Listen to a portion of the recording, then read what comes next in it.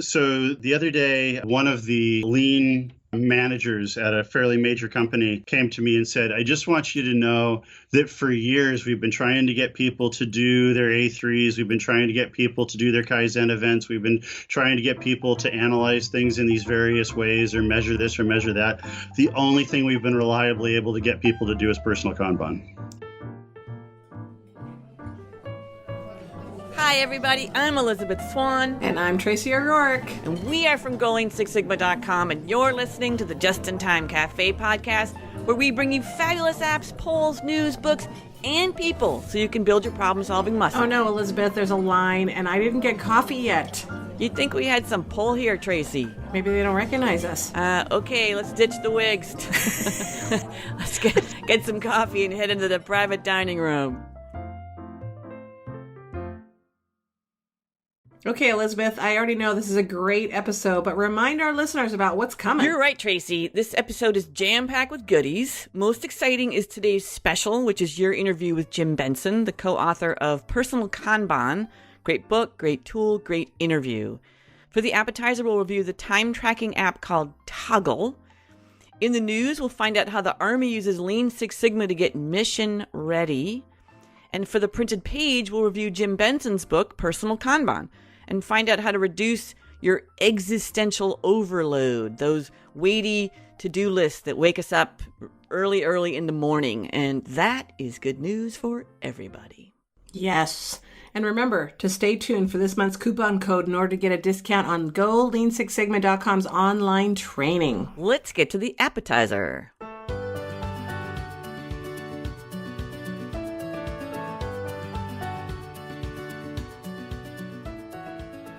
So what do you think of Toggl, Elizabeth? I thought it was pretty cool. And for those of you that have not heard about it, Toggl is a free time tracking app.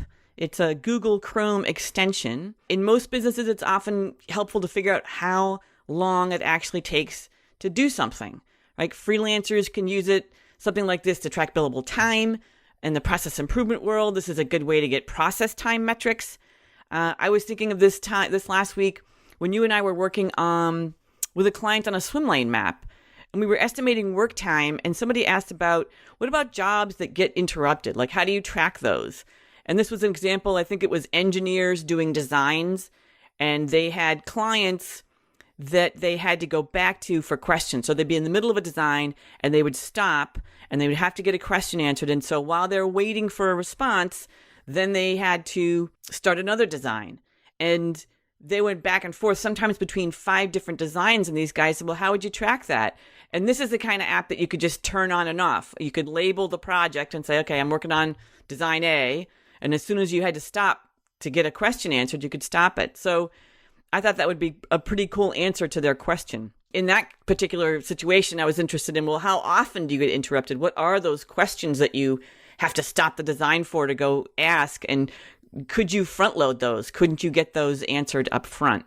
Anyway, that was a separate issue. But within GoLean6Sigma.com, we've been trying to get a handle on how long it takes to do different tasks. So that would allow us to schedule more effectively. Like, how long is it going to take me to do this so I know where to slot it in my calendar? Including how long does it take to prep for the podcast? So I timed it, Tracy. And what do you think? Do you think there's some room for improvement? There's always room for improvement. I was thinking, it's only 4 hours. And I thought, well, that doesn't include, reading a book, writing a book review, recording podcasts, reaching out to folks to see, for interviews. So what did you think? Well, I really like this because people do want to do time studies often, and they don't have an effective way to actually track time. And so this is a great tool. It allows you to track time by many ways, however you want, really, by project, by team, by workspace, by a client, by a task, or you can actually set up a tag and it'll track the time for you. It's the number one time tracking tool right now on Google. It's got 70,000 users and growing. It's very secure. So it's on the Google iCloud platform, and it meets many ISO security standards. And it supports a long list of productivity apps like Asana, Slack, Trello, and Google Drive. So they're really making a name for themselves because this is something that people have needed for a long time, and they make it easy. It took one click for me to start tracking, which is awesome. Yeah, very cool. And we had One of our staff, Kelvin, was trying it and he loved it because he was trying to get a handle on how long it took him to do tasks. And it gave him a baseline, which of course, knowing Kelvin, he just did better on it, right? So it spurred him on. But that's pretty cool. We're all trying to get a handle on it, and that was great. I'm Tracy O'Rourke, and you're listening to the Just in Time Cafe podcast. Up next, it's Lean Six Sigma in the news.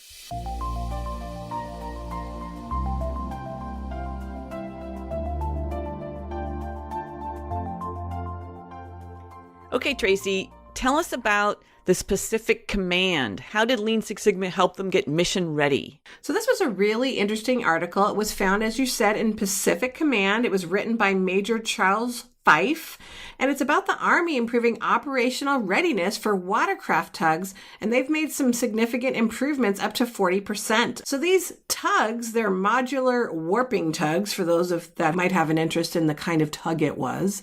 What does that mean, modular warping tug? I don't know. I think they're very specific. They're needed, apparently, to support the modular causeway system, which includes the Trident Pier and discharge facilities. And this improvement effort, was a collaboration between the 7th Transportation Brigade and strategic partners in the Pacific region, primarily Army Field Support Battalion, Northeast Asia. The problem was that 2 tugs need to be mission ready at all times, and they weren't meeting that. So they wanted to follow the DMAIC process. They found some key root causes like long maintenance times and the fact that some parts were unavailable when they were needed. And those were the things that they addressed as part of this project. So the improvements that the team made resulted in an increase in operational readiness rate 40%, and more importantly, they reduced the non-availability time of these tugs from 48 hours to only 4. Mission ready. Nice work. Yeah. And Tracy, I know you've done work with the armed forces, and you said mission readiness is often a very common metric. Yes, absolutely. So they have to be ready. If something happens, if some emergency happens, how ready are we to respond to that? And I've had other organizations, the Air Force, where being mission ready was critical. And I said, well, what kind of mission? And I think I'd said this before. And he said, well, I can't tell you, otherwise I have to kill you. Well, I'm glad he didn't tell you, Tracy, because then I wouldn't be able to do the podcast with you. Right. That would be sad. Yes. Well, that's cool. I mean, it's the ultimate effectiveness measure for the armed forces, right? Being mission ready. Very cool. Thank you for that. Mm-hmm. I'm Elizabeth Swan, and you're listening to the Just in Time Cafe podcast. In a short while, we'll get to hear Tracy's interview with Jim Benson, consultant, speaker, and co-author of Personal Kanban. But first, it's the printed page.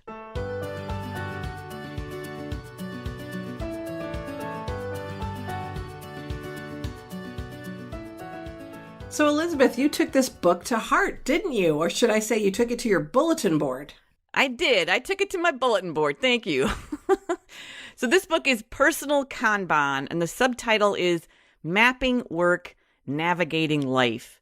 And that subtitle speaks volumes. It really does exactly that. And I actually saw Jim and Tony Ann, his co-author, at a workshop at an LEI conference in Carlsbad, California. We were both there a little over a year ago, and he totally sold me on the idea of a personal Kanban. So I've been operating one for a while, although reading the book, I realized a bunch of mistakes I made, so I upped my game, which was also really helpful.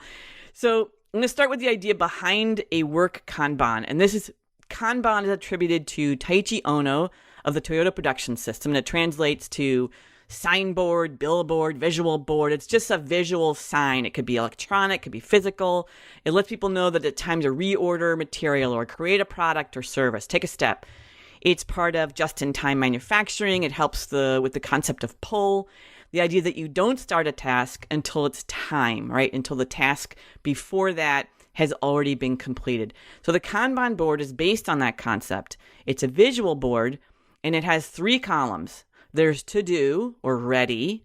There's doing, what's being worked on, and done, what's completed. And you pull tasks through the board to completion. This is also a foundational piece of the Agile system, which is used by software developers. Then they can see what software modules are waiting to be done, what's done, who's doing it, what stage it's at. And these boards can change in complexity and have a lot more columns, which these authors do a good job of describing. But Jim and his co-author, Tony Ann DiMaria, they took this concept and they created something called the personal Kanban. So it's using the Kanban board to replace your to-do lists. And it's amazing how simply taking tasks that are in your head, which they use the term existential overload, which I totally get at 3 a.m., and putting them on paper, because it completely changes how you view your work. You see the tasks. So it's an incredibly readable book. They provide lots of examples and options for the way you can set up the boards. It's an easy read. They're really funny. And I obviously brought it into my own workspace, and it's made my life a lot more manageable. Just seeing those tasks go from, ready, doing, and done. I think there's a phrase where he says putting it in the done pile is like brain candy, like the act of just dragging it over the line. What do you think, Tracy? So what I think is amazing about this personal Kanban concept is I have seen clients recommend reading it to their employees and then have this concept spread like wildfire. And it's visible, it's visual. So everybody's got their Kanban boards. And it was really intriguing to me that the challenges that most people face with change management and people not wanting to change and resistance, it's almost like it didn't apply here. It didn't exist. Everybody had one. I'd walk around and there were some sections that every single person had a Kanban board and they loved using it. And that was really intriguing to me about a new concept and trying it and liking it and wanting to try it. And so to me, it seems very transformative. And we're going to talk about that with Jim, I think, because it's very interesting. That just blew my mind. The other thing is we have a friend, Colleen Kindler, and she was telling us that her daughter uses the Kanban board for her homework. And she would have, tasks that she would have to do by week, and she would move them across the board. And guess what? She's now headed to the University of Wisconsin. And she got a scholarship, and it's all due to the Kanban board. Yeah, exactly. Now that's pretty good. That's definitely a return on investment. Exactly. It's also so simple. I think the fact that it's Post-it notes on a board and you just use a Sharpie pen, like that makes it tactile and simple and kind of satisfying, just moving those things. It's cool. Remember to read the full review on our website. It's time to announce the coupon code. This code is for 20% off any of our Lean Six Sigma training and certification courses: white belt, yellow belt, green belt, black belt, and lean training. If you've joined us at the Just in Time Cafe, just use coupon code 20 Cold Brew. That's 20 COLDBREW during checkout. Make sure to use it soon, though, since the coupon code will expire on June 15th. Coming up next is today's special. Tracy, can you give us a little preview of your interview with Jim Benson? Absolutely. So Jim has written a few books, but he says that Personal Kanban is his best seller by 10 times the number of his other books. And we're going to get a chance to talk with him about what Personal Kanban is and why this particular tool is so transformative. He has some really good stories to share.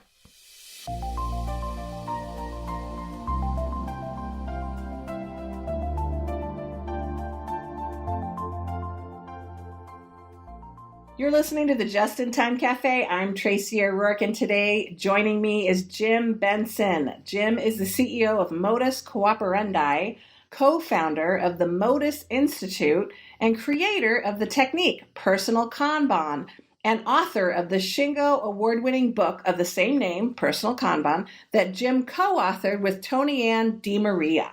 Welcome, Jim. Thanks for coming to the cafe.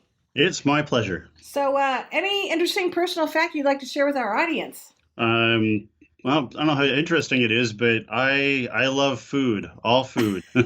And Tony Ann and I get kind of the luxury of being able to travel all over the world every year, and I get to eat all the best food. So if anybody out there has a need for a restaurant recommendation in almost every major city on earth, I think I can probably provide you, at least with what I liked. Very nice. It's amazing you're not 300 pounds. Yeah, I am currently 1.5 pounds above what my doctor has called my max weight. Uh-huh. So I'm trying my best not to do that. It's hard. Yes, it is. I agree with you. Traveling and being resisting good food everywhere is difficult to do. Very. So, we would love to talk about one of your books. You have 3 books out. Is it 3 books that you have, or is it more? Yeah, there's 4. Okay. Yeah. So, we are really here to talk about your book, Personal Kanban. Would you say that has been the most popular book that you've written? Oh, yes, by a factor of 10. Wow. That's great. Yep. So I'd love to, share with our audience what personal Kanban is and a little bit more about why maybe people need it. So I'll just say that you wrote on your website, you wrote personal Kanban is about choosing the right work at the right time. Mm-hmm. So tell us, what is personal Kanban in a nutshell, and why do people need it? Okay, in the podcasting nutshelliest of nutshells. Personal Kanban, it has 2 rules: to visualize your work because you can better manage what you can see, and to limit your work in progress because you can't do more work than you can handle. Most of us manage our projects blind and do way too much work at once. So what we did was very simply put a value stream on a wall, which has the simplest value stream possible is options, doing, and done, stuff you haven't done, stuff you're working on, and stuff that is complete. And then you pull your work through that doing column, or those doing columns if you've got a more verbose value stream. And you have a hard limit on the things that you can be doing at a time. We recommend 3 for individuals just because it's a good cognitive number. And the goal of it is to reduce cognitive load, to make it clear the relationships of the options that you have, to create an environment where you can focus, finish, and then fine tune your work at the end. So how has something so simple been so transformative? Oh my God. I've been doing this for over a decade, and every day something happens where I go, "Oh, I can't believe you did that." It is like the greatest thing ever for both being like super egomaniac and then also for being super humble. Uh-huh. The 2 quick stories, I guess, to bookend this is at the very beginning, we got a email from a woman who lived in Pennsylvania who had a father who did everything for her and her sisters. He became very ill. He was diagnosed with stage 4 cancer of pretty much everything. And the sisters kind of all freaked out, not because they weren't capable people, but because their relationship with their dad, the system of their family, if you will, was he was the one who fixed everything. He was the one who did everything. So they took his treatment plan, put it into the options column of a personal Kanban. And then they looked at it and they're like, wow, that is awful. I don't want to do any of that, but it's just stuff to do. So they were able to externalize the work. It became less threatening, and then they were able to focus on their dad and the work at hand. So it's a super personal side of that. And we work a lot with teachers and parents and therapists, doctors who have used personal Kanban to work with kids. It's amazing to watch it with kids. But then on the other side of it, we're about to do a series of interviews ourselves with people. It's called Powered by Personal Kanban. And so far we have banks, theme parks, fire departments, hospitals, schools, obviously software companies, insurance, blah, blah, blah, blah, blah. We've come up with currently 14 entirely different verticals. But some of the more amusing for me are theme parks and fire departments. So in Michigan, there is a whole city full of fire departments that are entirely run on personal Kanban.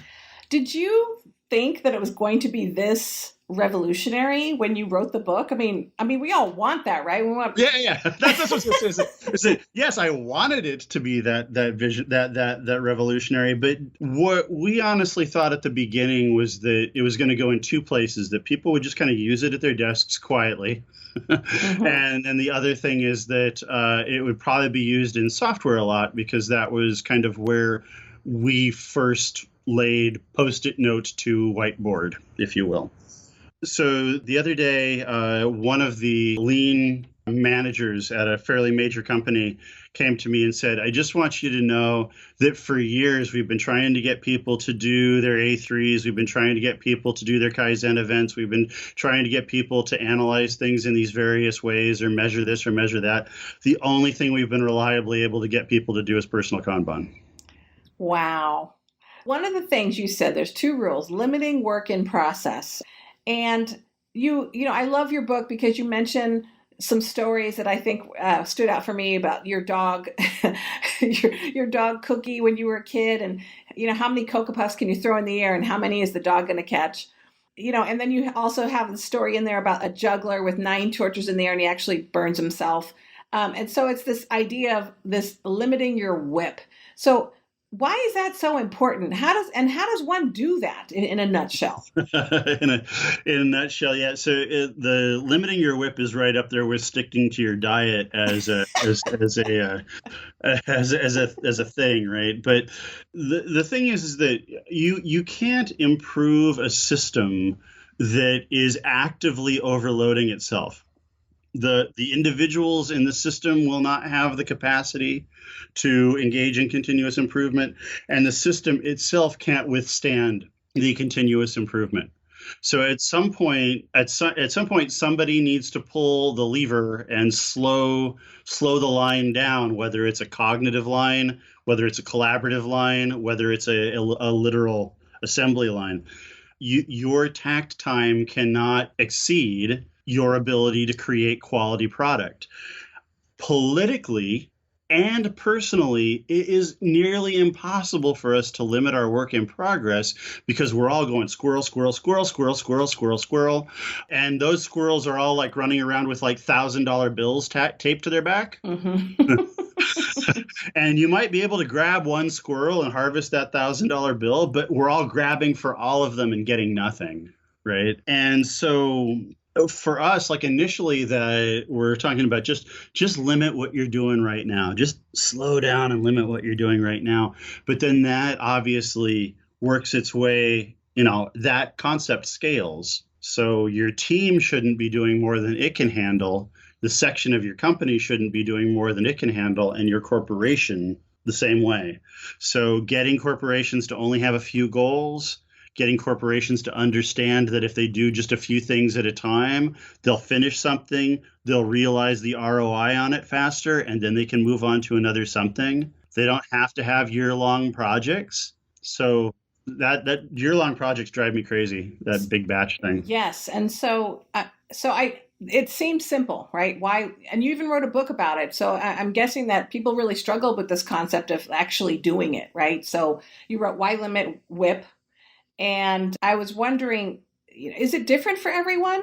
Scheduling WIP, you say start with 2 or 3 items that you're actually working with. Well, from the individual standpoint, you have people who have varying controls over what work they receive, the rate they receive it at, how they can communicate up and downstream the impacts of that rate or that style of receipt. It's awesome. Like being on a Six Sigma podcast means I don't have to explain any of that. That's kind of fun. It's like ultimate shorthand here. So you have transactional work, you have responsive work, you have inventive work, you have creative work, you have iterative work, you have there's all these different styles and kinds of work. And in both Lean and Six Sigma, we focus a lot on the handoffs. But we don't as a group, as business process people in general, we don't focus enough on the other side of that, which isn't the handoff, but at the hand ends, the collaborative moments. When we build value streams and we start looking at the things, I just start drawing silos above and each of the Post-it notes in the value stream and say, okay, well, you've got 62 awesome silos here. I'm so glad that we're able to divide all this up. Now, where can we actually work together? And what I find is that when you get people to start working together, the environment allows the limiting of work in progress naturally. I see. So that was actually one of my next questions was, how has personal Kanban affecting morale, or how does it affect morale, and how does it drive successful cultural change in office environments? And so what you're saying is this idea of silos and, really starting to work together because there's a limit of WIP can really increase morale. every so often the world gives you gifts. And last December, I received a big one. Literally made me like cry. So we're working with a very large construction company, with Turner Construction in New York. And we are using personal Kanban to build buildings. Big buildings, like buildings with 750 million to $1.6 billion price tags. And at one point in that process, in the giant value stream of building a building, they have something called a procurement department. And the people in the procurement department have to spend all that money, usually in somewhere between 12 and 16 weeks. So I walk in and I put a pile of $1.6 billion on your desk, and you have to go hire all of the subcontractors. You have to buy all the steel. You have to buy all the cabinets, everything that goes into this building. So as you can imagine, that's a lot of work in a very short period of time. So we're working on this particular project. We have a nice Obeya room set up, and there's a beautiful Kanban on the wall, and there's all these tickets.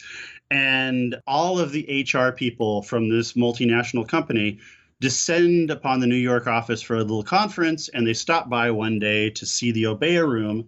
So Kevin Chase, who's the procurement agent on this particular project, who is my hero, he's standing in front of the room, and he's basically saying, this is how we use the board, this is how the things flow, blah, blah, blah, blah, blah.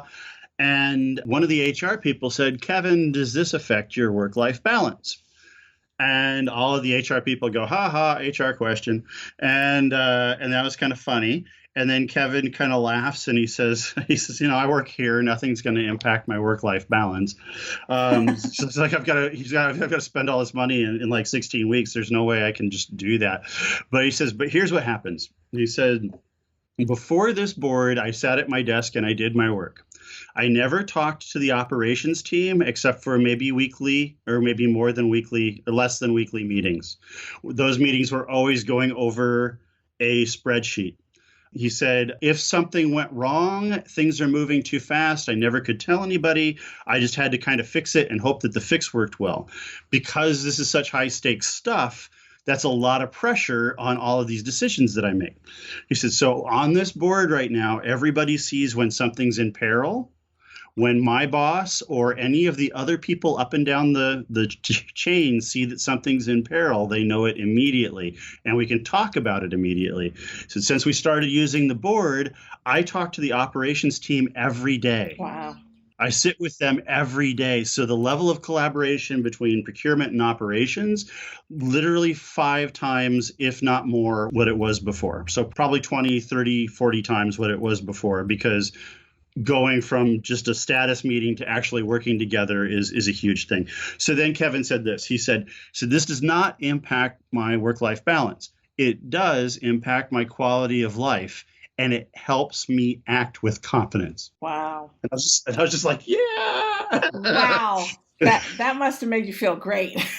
Well, and part of it was because it was like, it's working, look at that, it's working. But the other thing was to hear it eloquently said by someone who was directly benefiting from it and frankly had every reason in the world to say, this adds a lot of work to me and I don't want to touch it and they're just making me do it and whatever. But I didn't put those words in his mouth. So hearing it understood was ridiculously powerful. And so the interesting thing now is, because we can't see beyond the office that we're working with in this huge company, we didn't know how it was spreading throughout the rest of the organization. So I was at a conference last week, and all these other people from other parts of the company were coming up saying, hey, we're doing the thing that you guys started doing up there. And it was... I don't know. That was, I guess, the second part is that you said cultural change. It's actually spread beyond an office where we thought we were isolated. Because they saw success and probably they wanted what he had with that board. Yep. Very nice. I love that story, by the way. Thanks for sharing that. That was awesome. You're welcome. So did you actually cry? I hate to say it, but not bawling, but certainly teared up and visibly moved. Right. That's so awesome. I love those stories. I love the stories in the work that we do, right? In process improvement, continuous improvement. those are the moments that really stand out. So that's awesome. So I have a question for you. You're a busy guy. You're on the road a lot. How do you bring your personal Kanban board with you? In a variety of ways. The first is Modus, my company. Then we have our classes, our online classes, and then we have the work that we're doing with our clients, and then we have other products that we're building. And so all of those things in one way or another need to be managed both as discrete units and overall.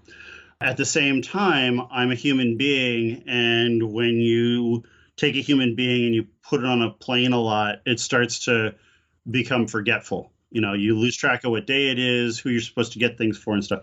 So we have a variety of boards. Some and actually, if you look at any of my laptops, my laptop ends up becoming a board. There's like Post-it notes stuck in like different parts of my laptop. And any hotel room I end up in, I don't think I've ever left a hotel room without a Post-it note still stuck on something. Then the board itself for an individual or for a team is only valuable if you look at it. A non-visual visual radiator is worthless. So even though we have boards in LeanKit and Trello and other things floating around out there for various projects, if we don't have huddles at regular intervals and those huddles have to demand that you're looking at the board, then the board is very quickly out of sight, out of mind. So I will have a board in Trello, and I will actually, when I leave, I will pull a bunch of things into my own doing column, which would normally break a WIP limit. But what that is it's an indication that Jim understands that he should be doing these things while he's running around. And then the next time I bring up the board, I can move the things to done that get done. But we have product style boards, which actually the tickets are the object of value. Mm-hmm. So for an online class, that would be like, the actual videos. Mm-hmm. Or we also have task-based boards, which is kind of like the traditional personal Kanban, which is options, doing, and done. And it's just the tasks that move through it. But we have to be diligent because we are an intentionally understaffed company. Yep. which means that we're constantly saying, should I work on this project, or should I do this accounting, or should I do this, or should I do that? Yes. Well, I will say we practice personal Kanban. So Go Lean Six Sigma is a virtual team. We are a small team like your organization. We are there's 2 people in Hawaii, 1 in San Diego, 1 in Las Vegas, and 1 in Cape Cod. So we love Trello, and we have really... And the sun, apparently. Exactly. When you can live anywhere, you pick pretty cool places. So we love Trello. We love the Kanban. We call it the team board. And we've got various boards. And you're right. We have huddles around these boards regularly. And we also have sort of reminders. So... if we put due dates on everything, and then you can actually clean out the cards if there's late dates, and then you can move the dates. And so we love it. It's very effective for us, and we really enjoy it. I don't know if you were a fan of Trello. It sounds like you use it. We use it. Yes, and for virtual teams, it's a great solution. It could be a great strategy. Yeah, it has. What I like about Trello is that it's super simple, so you can just throw something up and start working with it. It doesn't provide you with any statistics. It doesn't have swim lanes. It doesn't allow you to build complex boards at all.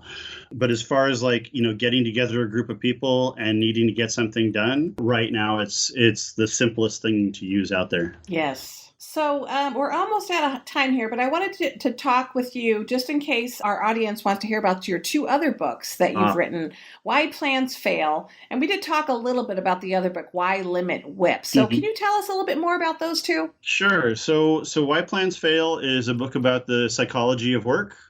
If people have read Daniel Kahneman's Thinking Fast and Slow, it is a more succinct version of that in a way. It's kind of half business novel and half not. True story, I was just finishing the last edits when Thinking Fast and Slow was published.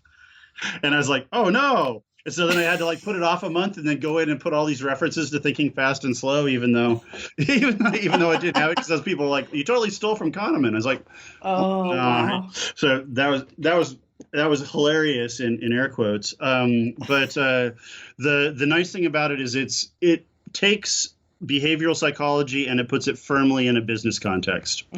Why Plans Fail is it has like 6 or 7 sections, and it takes some specific cognitive biases and it shows how those play out in the office. And that's important for our profession because we tend to fall into rational actor thought a lot. And we don't recognize that there are propensities for people to think in certain ways, especially when they're doing A3s, that are very harmful for finding the actual root causes. For Why Limit WIP, it follows a guy named Randall through a intolerable work situation into a much more tolerable work situation, and how he and the people that he worked with created strategies and coping mechanisms to actually limit their work in progress. I'm quite proud of that book. I like it a lot. It's been a harder sell because it's more esoteric, but it's a short book, and I don't know. I would be very pleased if more people read it because I think it's been effective when I've used it with clients. Well, I'm going to read that one next. Okay. So you got one more person reading that book. Yay! There you go. So is there anything else you'd like to share with our audience today that I didn't ask you about, Jim? So one of the things that you and I were talking about before we started the interview was that for years, there's been kind of like this attempt at process wars in one way or another. So we've got like lean thingies, and we've got Six Sigma thingies, and we've got Scrum thingies, and we've got, all these different, ways to manage work, Prince2 and whatnot. But in the end, all work is done by individuals in teams to produce value. We tend to create business processes to produce value. Sometimes we pay attention to the teams. We almost never pay attention to the individuals. That means that almost all the processes that we ever create end up being sub-optimized, because not only can we overload people, but people can get overly excited and just take on too much work because it's interesting, because it's fun, because it's what they waited their whole lives to do. So as coaches, as process people, we need to watch out for the kind of the WIP health, if you will, of individuals. And you can't tell people stop doing that. But what we can do is we can kind of see like what are the levers that we can change either in the value stream or in the collaborative nature of the organization. So if people start to get overloaded, don't necessarily immediately go to like limit their WIP limit, but ask them and yourselves, what of those things that you're working on could you work on with somebody else? And you'll get an exponential quality increase from that because they're focusing better and they have to explain it to somebody else.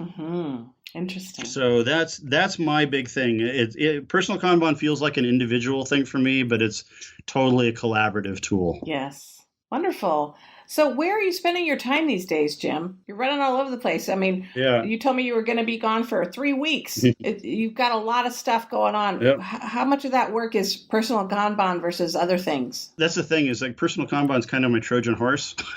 People are like, we'd like a box of personal Kanban, and then I show up and then good management actually pops out. Right. They're like, oh, I didn't see that coming. The upcoming is I'm in New York for a week, and then I'm in San Luis Obispo for a week. And then I guess first I'm going to Leavenworth, Washington for a few days. So that's kind of those 2.5 weeks. Then I'm home to change my clothes. And then it's Iowa and New York again. So yeah, I told you.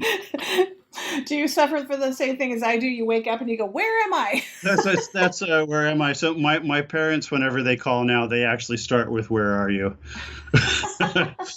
Even though they have Facebook, they should be able to follow that. But every year we will touch every continent. That's happened since 2010. Wow.